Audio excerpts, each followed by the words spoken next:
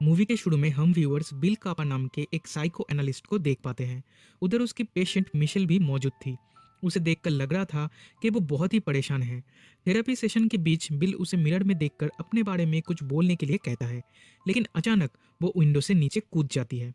Michel की dead body और उसकी डार्क रेड ब्लड को देखकर बिल को ऐसा सदमा पहुंचता है कि वो कलर ब्लाइंड हो जाता है। उसे अब से रेड कलर दिखाई नहीं देता। The title of the movie refers to the fact that instead of red he sees only shades of grey. वो उसके ओल्ड फ्रेंड और मेंटोर डॉक्टर लैरी से मिलने जाता है। डॉक्टर लैरी कहते हैं मिशेल की मौत की जिम्मेदार बिल नहीं है, तो वो इस बात पे ज़्यादा स्ट्रेस ना ले। बट बिल बहुत ही डिस्टर्ब था, तो वो डिसाइड करता है कि वो उसके कॉलेज फ्रेंड के पास जाएगा कुछ दिनों के लिए। शायद वहाँ जाके उसका माइंड फ्रेश हो सके। बिल के दोस्त बॉब मूर भी एक साइकियाट्रिस्ट है।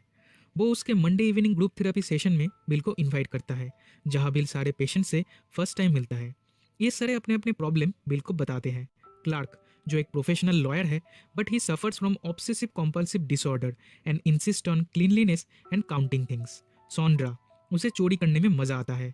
उसे फिजिकल रिलेशन करना बहुत ही पसंद है। वो एक के बाद एक अमीर बुड्ढों से शादी करती है, जो शादी के कुछ दिनों बाद ही मारे जाते हैं। बक, वो पहले एक पुलिस वाला था। एक दिन उसकी वाइफ एंड डॉटर का मर्डर हो गया। तब से वो एक मेंटल पेशेंट है।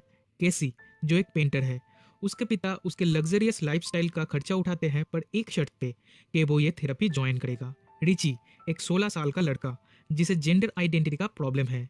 वो खुद को लड़की समझता है, ऊपर से वो एक ड्रग केस में भी फंस चुका है। बिल भी अपने और मिशेल की मौत के बारे में इन सबको सब कुछ बताता है।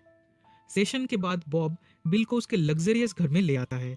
ये घर इलेक्ट्रॉनिक डिवाइसेस से हाईली प्रोटेक्टेड है, क्योंकि बॉब को कोई जान से मारना चाहता है। बॉब का मानना है ये पर्सन उसके मंडे ग्रुप वालों में से ही कोई है। बिल कहता है बक शायद उनसे कुछ छुपा रहा है, and Richie is a genuine nutcase, पर इनमें से कोई बॉब का मर्डर करना चाहता है ऐसा उसे नहीं लगता। इसके कुछ दिन बाद बॉब के ऑफिस में ही कोई उसका मर्डर कर देता है। Police detective lieutenant Hector Martinez को लगता है कि मंडे ग्रुप वाले पेशेंट्स में से ही कोई किलर है। वो बिल से रिक्वेस्ट करता है कि बॉब के डेथ के बारे में वो जाके उन लोगों को बताए। बिल पहले तो मना करता है, पर बाद में मान जाता है। अगले दिन बिल बॉब की कार ड्राइव कर रहा था, तब एक जीप के साथ उसका एक्सीडेंट होता है। रोज नाम की एक लड़की जीप को चला रही थी, but Rose has no insurance. Bill उसे उसका फ़ोन नंबर और एड्रेस दे देता है, ताकि वो लोग बाद में ये मैटर सेटल कर सके। नेक्स्ट मंडे सेशन में बिल सबको बॉब के बारे में बताता है। ये सुन के वो सारे शॉक्ड हो जाते हैं। वो बिल को उनका थेरेपी कंटिन्यू करने के लिए कहते हैं। बिल मना करता है।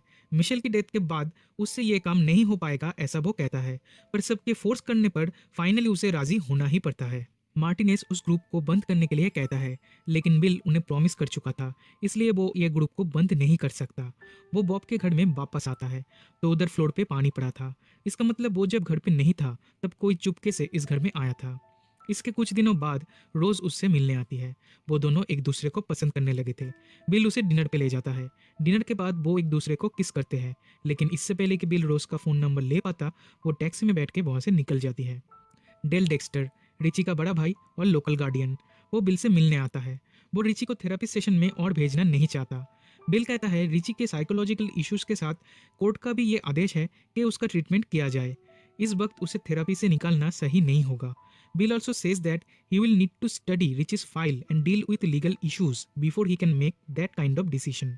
अगली सुबह जॉगिंग करके लौटते टाइम बिल को मेल बॉक्स के अंदर से एक रैटल स्नेक मिलता है। इससे साफ जाहिर होता है कि कोई उसे भी मारना चाहता है। देन मार्टिनेस आके बिल से सवाल करने लगता है। वो उससे और इन्फॉर्मेशन मांगता है।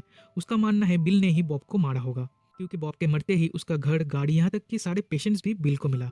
तो जाहिर सी बात है ये सब पाने के लिए बिल ने ही बॉब को मारा होगा। ये लेके इन दोनों में बहस हो रही थी कि तभी रोज वहाँ आ जाती है। मार्टिनेस चला जाता है और ये दोनों रोमांस करने लगते हैं। सेकेंड डेट में ही इन दोनों में फिजिकल रिलेशन हो जाता है। पहले स्विमिंग पूल में, देन बॉब के फैंसी बेडरूम में ये लोग करते हैं। देन रिची के बारे में पता करने के लिए बिल सोशल वेलफेयर के ऑफिस जाता है। उधर पता चलता है रिची जब 12 साल का था तब डॉक्टर निडलमैन नाम के एक साइकियाट्रिस्ट उसका ट्रीटमेंट करते थे। मीनवाइल हम व्यूअर सॉन्ड्रा को देख पाते हैं, जो उसकी गर्लफ्रेंड बॉनी के साथ शॉपिंग करके घर वापस आती है। बॉनी एग्रेसिवली सॉन्ड्रा के साथ फ्लर्ट कर रही थी, तभी बिल का कॉल आता है। वो उससे मिलने आ रहा है। ये सुन के बॉनी नाराज होकर वहाँ से निकल जाती है। बिल कहता है शायद रिची ने ही बॉब का मर्डर किया होगा। Then Sondra reveals that Richie was molested as a child, लेकिन वो बहुत अच्छा लड़का है। सॉन्ड्रा को लगता है क्लर्क किलर है। बिल को क्लर्क के बारे में पता करना चाहिए। इसी दौरान सॉन्ड्रा का पर्सनल ट्रेनर आता है। बिल निकल जाता है और सॉन्ड्रा उसके साथ इंटीमेट होती है। बिल डेल के वर्कशॉप पे जाता है। Dale is a successful sculpture and furniture designer. वो कहता है रिची को अभी थेरेपी से निकालना उसके लिए सही नहीं होगा। फिर वो जाता है डॉक्टर निडलमेयर के घर, लेकिन वो कुछ सालों पहले ही गुजर चुके हैं। उनकी वाइफ रिची का नाम सुनते ही बिल को भगा देते हैं और उसके मुंह के ऊपर दरवाज़ा बंद कर देते हैं। और एक मंडे सेशन आता है एंड बिल सबसे उनकी करंट इंटीमेट रिलेशनशिप के बारे में पूछता है। सॉन्ड्रा उसकी गर्लफ्रेंड बॉनी के बारे में बताती है। Casey mention his beautiful new model जिसे वो पसंद करने लगा है। बक को भी एक स्वीट एंड इनोसेंट यंग लड़की मिली है और क्लर्क की भी एक यंग गर्लफ्रेंड है। लेकिन रिची अकेला है, उसके साथ बस उसका भाई डेल है। इसके बाद बिल के ऊपर कोई हमला करता है। वो पर्सन एक रेड कार में था और टिंटेड विंडोज होने के कारण बिल उस पर्सन को देख नहीं पाया। एक रेल रोड क्रॉसिंग की मदद से फाइनली वो बच जाता है। फिर मार्टिनेज से मिलने वो उसके बर्थडे पार्टी में जाता है। मार्टिनेज कहता है सॉन्ड्रा उसके फादर को नाइफ एंड फोर्क से स्टैब की थी। केसी ने उसके फादर के घर को जला दिया था। क्लर्क उसकी वाइफ को इतनी बेरहमी से पीटा था कि उसे आईसीयू में शिफ्ट करना पड़ा था। And Richie has a history of drug abuse. लेकिन मार्टिनेज को बक के बारे में कुछ पता नहीं चला। पार्टी से निकल के बिल बक के घर जाता है। Buck says his wife and small daughter died in a carjacking, which he believes might have been payback for something. When Bill gets back to Bob's house, he is frightened to see that someone's broken in again. वो carefully घर के अंदर जाता है तो kitchen में उसे रोज मिलती है। रोज कहती है लास्ट टाइम जब वो आई थी तब उसने घर की एक चाबी चुरा ली थी। लेकिन बिल को ये पसंद नहीं आता। वो रोज को बहुत डांटता है। रोज रोने लगती है, तब बिल उसे संभालता है। ये दोनों खाना खाते हैं, देन फिर से इंटीमेट होते हैं। अगली सुबह डिटेक्टिव एंडरसन से उसे पता चलता है कि मार्टिनेज और बक कॉलिग्स थे। वो दोनों एक साथ नार्कोटिक्स में थे। बक की वाइफ का अफेयर था मार्टिनेज के साथ और ये बात बक को पता चला था उसकी वाइफ के मरने के ठीक 2 दिन पहले। As they were narcotics agent, इसलिए उनके बहुत सारे एनिमीज होंगे और उनमें से किसी ने बक की वाइफ को मारा होगा। लेकिन इस केस में बक और मार्टिनेज भी प्राइम सस्पेक्ट्स थे। केसी से मिलने बिल उसके घर जाता है, पर उधर उसे केसी की लाश और कुछ जली हुई पेंटिंग्स मिलती है। एक हाफ बर्न्ड पेंटिंग में से उसे एक लड़की का फेस दिखता है जो शायद केसी की न्यू गर्लफ्रेंड होगी, जिसके बारे में उसने बताया था। दूसरी तरफ हम सॉन्ड्रा और बॉनी को देख पाते हैं। वो दोनों डांस कर रही थी और सॉन्ड्रा के नेबर्स को इंटीमेट होते हुए देखकर ये दोनों भी एक्साइटेड हो जाते हैं। वो एक दूसरे के कपड़े उतारने लगते हैं, लेकिन इससे पहले कि कुछ हो पाता बॉनी उसे रोक देती है और कहती है कि वो अभी ये सब के लिए तैयार नहीं है। On another Monday afternoon Rose Bill से मिलने बॉब के घर पे आती है। दोनों मिलके बॉब के फोटो एल्बम को देख रहे थे। सडनली रोज कहती है उसे बाहर गार्डन में जाना है। दोनों गार्डन में सनबाथ लेते हैं। फिर जब नहाने के लिए बिल ऊपर जाता है तब रोज उस एल्बम में से कुछ फोटोग्राफ्स चुरा लेती है। बिल उसे देख लेता है। तब रोज वहाँ से भागने लगती है और बिल भी उसका पीछा करता है, लेकिन वो उसे पकड़ नहीं पाता। Later that evening it is time for the Monday group session. As usual Clark counting करने में बिजी था और वो कहता है कि लास्ट वीक एक बुक मिसिंग थी, लेकिन अब वो बुक वापस आ गई है।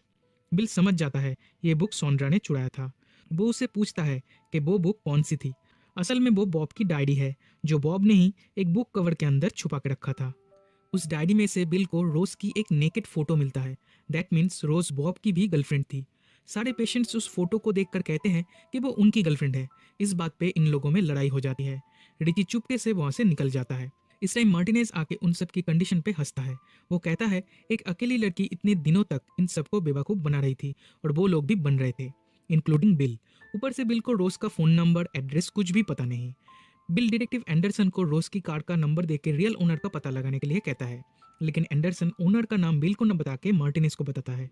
फिर बिल जब पार्किंग जोन में था तब वही रेड कार उसके ऊपर एक दूसरी कार को गिरा के उसे मारने की कोशिश करती है। फॉर्चुनेटली बिल इस बार भी बच जाता है। बिल फिर से उसके friend and mentor doctor Larry के साथ इस मैटर को कंसल्ट करता है। सब सुन के वो कहते हैं रोज को मल्टीपल पर्सनैलिटी डिसऑर्डर की बीमारी है, इसलिए वो खुद की आइडेंटिटी चेंज करके अलग अलग लोगों से मिलती है और शायद बॉब और केसी को उसी ने ही मारा होगा। यहाँ से बिल जाता है मिसेस निडलमेयर से मिलने। वो फोर्सफुली उनसे रिची के बारे में पूछता है। वो कहती है 4 साल पहले रिची डेक्स्टर मर चुका है। ही कॉमिटेड सुइसाइड और इसका रीजन थे डॉक्टर निडलमेयर। वो रिची को मॉलेस्ट करते थे। बिल फॉर्ड एंड डेल के वर्कशॉप पे जाता है। उधर रिची एक चेयर पे बैठा था।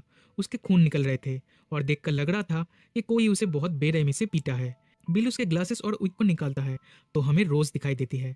बिल को याद आता है रिची की एक बहन भी थी और उसका नाम था रोज। वो एक्सप्लेन करती है कि रिची के डेथ के बाद उनका बड़ा भाई डेल उसे फोर्स करते थे रिची की तरह कपड़े पहनने और एक्ट करने के लिए। अगर रोज मना करती थी तो डेल उसे पीटता था और मोलेस्ट करता था। And after Richie developed a bad drug problem that got him busted, she had to go to the therapy group. वो भूल ही चुकी थी कि वो एक लड़की है। वो फिर से लड़की यानी रोज बनना चाहती थी, पर वो डेल से डरती थी, इसलिए वो खुद को बॉनी में कन्वर्ट कर ली थी। लेकिन जब से उसे बिल से प्यार हुआ, तब से वो पुरानी वाली रोज बनने लगी। बिल उसे चेयर से उठाने की कोशिश करता है, पर उसके दोनों हाथ नेल से चेयर के साथ अटैच थे। बिल केयरफुली नेल्स को निकालता है और तभी उधर डेल आ जाता है। वो उसके नेल गन से उन दोनों को शूट करने लगता है। वो बिल के दोनों हाथों को वॉल के साथ अटैच कर देता है। वो उसे मारने ही वाला था कि तभी मार्टिनेस उधर आ जाता है। वो डेल को गन पॉइंट पे रखकर खुद की तारीफ करने लगता है कि वो कैसे रेड कार की रियल ओनर यानी डेल का पता लगा के यहाँ टाइम पे पहुंच गया। But Dale is faster than Martinez. वो उसके हाथों को भी अटैच कर देता है। तब बिल किसी भी तरह खुद को छुड़ा के रोज को लेकर वहां से भागने लगता है। लेकिन डेल भी तेज था। वो बिल के ऊपर एक कैबिनेट गिरा देता है। बिल रोज को निकालने में तो कामयाब हो जाता है, पर खुद फंस जाता है। तब डेल उसे एक मेटल केज में लॉक कर देता है। बिल कहता है डेल जानता था कि डॉक्टर नीडलमायर अच्छे इंसान नहीं है। वो डेल को भी मोलेस्ट किए थे, फिर भी उसने रिची को उनके पास भेजा था। फाइनली रिची मारा गया और इसके जिम्मेदार डेल खुद को ही मानता है। वो मानना नहीं चाहता कि रिची अब जिंदा नहीं है और इसलिए उसने अपनी बहन रोज को रिची की तरह बनने के लिए मजबूर किया। डेल ये सब एक्सेप्ट करता है और कहता है डॉक्टर बॉब समझ चुके थे कि रोज ही असल में रिची है और केसी एक पेंटर था, इसलिए उसकी आंखों से भी ये छुप नहीं पाया। वो भी समझ चुका था कि बॉनी और रिची एक ही इंसान है, इसीलिए उन दोनों को मारना पड़ा और अब वो बिल को भी खत्म करेगा। लेकिन तभी पीछे से रोज आके नेल गन से उसे शूट कर देती है। वो स्पॉट पर ही मारा जाता है। अपने बड़े भाई को मारने की गिल्ट से वो खुद को भी खत्म करना चाहती है, पर नेल्स खत्म हो चुके थे। वो टावर से कूद के सुसाइड करने के लिए ऊपर चढ़ने लगती है। बिल भी उसके पीछे जाता है। ऊपर पहुंच के वो कूदने ही वाली थी कि तभी बिल उसे पकड़ लेता है। वो उसे संभालता है और वो दोनों पैशनेटली एक दूसरे को किस करते हैं। There is a red beacon flashing in the background और अचानक से बिल रेड कलर को फिर से देख पाता है। उसकी कलर ब्लाइंडनेस ठीक हो जाती है बाय द लव ऑफ रोज। और इसी के साथ मूवी यहीं पे खत्म हो जाती है। अब इस मूवी की प्लॉट को सिंपल वे में देखा जाए तो कुछ ऐसा होता है। रोज के दो भाई थे, बड़ा भाई डेल और छोटा भाई रिची। डेल ने रिची को डॉक्टर नीडलमेयर के पास ट्रीटमेंट के लिए भेजा था, बट उन्होंने रिची को मोलेस्ट किया। As a result Richie committed suicide. फिर डॉक्टर नीडलमेयर भी मारे गए। आई थिंक उन्हें डेल ने ही मारा होगा बदला लेने के लिए, पर इसके बारे में मूवी में क्लियरली कुछ बताया नहीं गया है। रिची को खोने के बाद डेल रोज को रिची की तरह बनने के लिए फोर्स करता है। रोज मना करती तो डेल उसे पीटता था। ऐसे करते करते रोज खुद की आइडेंटिटी भूलने लगी थी। अब क्योंकि रिची पहले से ही एक ड्रग केस में फंसा हुआ था और कोर्ट का ऑर्डर था ट्रीटमेंट करवाने का, इसलिए डेल रोज उर्फ रिची को डॉक्टर बॉब मूर के पास भेजता है। दुनिया वालों के नज़र में रिची अभी भी जिंदा है। सिर्फ डेल और मिसेस नीडलमेयर जानते हैं कि रिची की मौत हो चुकी है। डॉक्टर बॉब के थेरेपी सेशन में रोज उर्फ रिची बाकी पेशेंट से मिलती है। वो फिर से लड़की बनना चाहती थी, लेकिन डेल से डरती थी, तो वो खुद की आइडेंटिटी बदल के बॉनी बनती है। कभी रोज, कभी रिची, तो कभी बॉनी। ऐसा करते करते उसे मल्टीपल पर्सनालिटी डिसऑर्डर की बीमारी हो जाती है। अपनी फिजिकल नीड्स पूरी करने के लिए वो डॉक्टर बॉब और बाकी पेशेंट्स के साथ रिलेशन करती है। लेकिन डॉक्टर बॉब और केसी धीरे धीरे समझ चुके थे कि बॉनी और रिची एक ही इंसान है।